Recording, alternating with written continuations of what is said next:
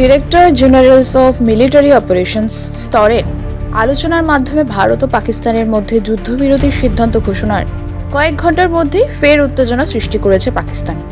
সূত্রের খবর, সীমান্তে পাকিস্তানের নতুন উস্কানিমূলক কার্যকলাপ ভারতীয় পক্ষকে চরমভাবে ক্ষুব্ধ করেছে।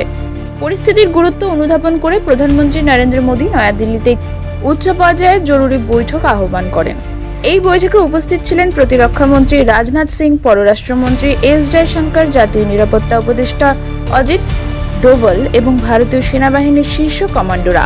সূত্রের দাবি, এই বৈঠকে সীমান্তে ভারতের প্রস্তুতি এবং সম্ভাব্য প্রতিক্রিয়া নিয়ে বিস্তারিত আলোচনা করা হয়। নিরাপত্তা পরিস্থিতির উপর কড়া নজর রাখা হচ্ছে বলেও জানা গেছে।